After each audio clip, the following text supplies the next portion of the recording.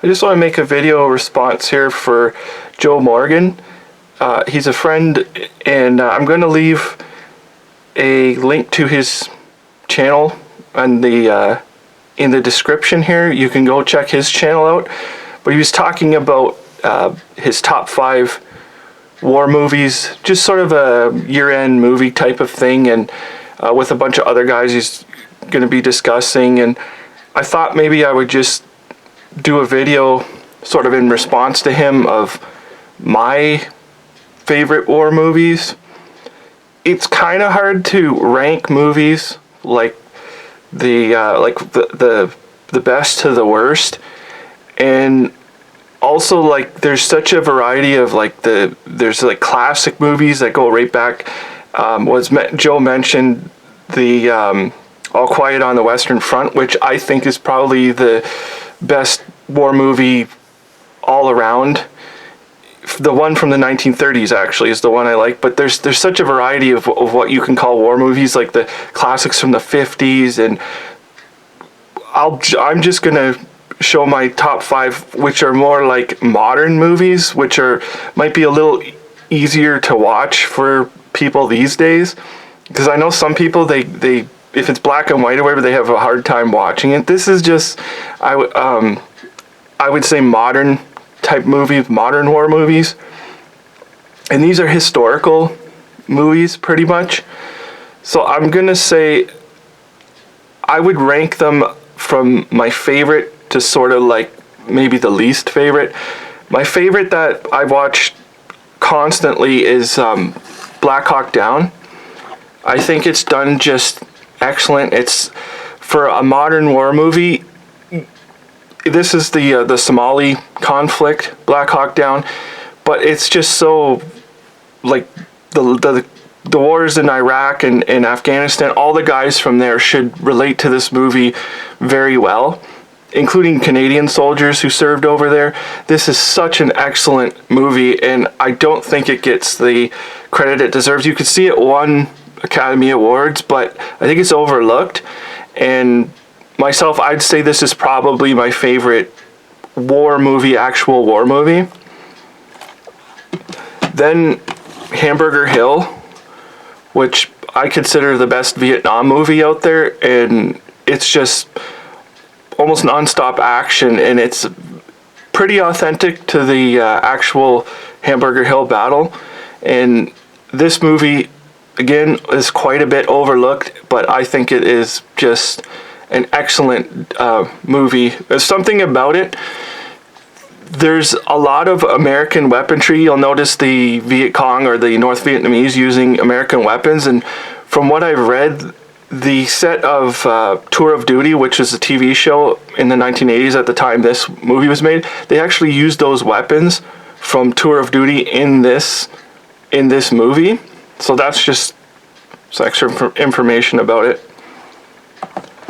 After that, I would say probably Platoon. Everyone knows the movie Platoon. It's just, it couldn't be any better of a movie, but it is kind of like fictitious, but it's just done so well. I mean, it might as well be based on a real event. So, I mean, everybody knows Platoon. It's the classic, and I think I was probably 5 years old the first time I saw this movie. My dad, he's the one that like put me onto this, because he used to watch it when I was a kid, and I always was fascinated by it. Especially I was fascinated by the one guy, Bunny, who had the shotgun. I always just thought that was just kind of cool that he had a shotgun. So anyways, so Platoon would be the next one. I would probably say Memphis Belle would be after that. And it's based off of the actual mission that they are on. I don't believe was their actual final mission. It's sort of just based off of like the experiences of the bomber crews, and it is just such an excellent movie. It's just one of those, I say so many of these are overlooked when you think about war movies, and this movie 100% recommended. And to anyone, little kids, women, anybody can watch this movie. It's a very good, well done movie. The next that probably people would not agree with me is The Thin Red Line. I thought it was an excellent movie, just like how chaotic it is, and it's almost in a sense like Platoon with all of like everything that's going on. It shows you so many different aspects, and I actually thought Sean Penn did an awesome job. Well, I mean, Sean Penn's a good actor, but he's just such a cool character in this movie, and I really like this movie. It's long, and it's the Japanese theater, which really doesn't get much attention in movies, and I highly recommend this movie for an actual just like war movie. It's almost like the classic war movies. There's a couple I would like to mention of the older movies that just sort of honorable mentions. I think The Longest Day is one of the best movies after All Quiet on the Western Front. I think The Longest Day, they show so many aspects of D-Day that is just awesome. Like they did such a good job on it, and I like John Wayne, and people don't like him for some reason these days so much, and I think he's fine, and he's funny and stuff, and in the events are actual, they're done well, and it's not like childish or anything like some of the old movies where they just shoot and fall over. I mean, maybe a little bit of that, but anyways, this is a very good war movie in terms of classics. The other movie, which it's not like what we would think of a war movie, because we think of Vietnam obviously and World War II in that, but Zulu is done so excellent. Everything in it, the authenticity of everything is just amazing. And my buddy, he's actually from Wales, not Joe Morgan, but a buddy of mine is he's from Wales, and the South Wales Borderers, who were the unit that actually fought the Zulu.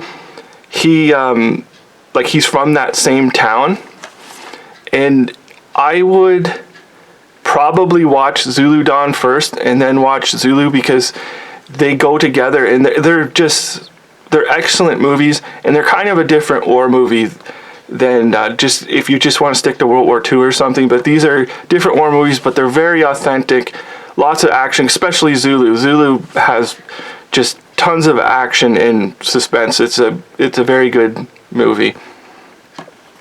And my favorite movie of all time that's sort of a war movie is The Beast. This is like my favorite movie of all time. It's maybe number 1 or number 2. And this isn't based on actual events. It's not a true story. And this takes place in the Soviet-Afghan War in the 1980s. I think it's right at 1982 when this is supposed to be based in. And it's a very good psychological type of movie, and the authenticity of it is just excellent. And it's the only movie I know of a tank crew, but it's also authentic. It was filmed in Israel, and the tank was actually a Israeli Turin 7, I think it was. I would guess that the guys in the movie were actually trained by the Israeli tankers, because everything they do in the movie, the way they speak to each other and how the tank functions and everything, it's just authentic. It is very authentic, and although it's not a true story, I think that it is a good war movie. And again, the authenticity is just excellent in this movie. So this is just my picks, my top picks for war movies. If there's something you want to check out or over the holidays, and this is my selection here. So thank you for watching.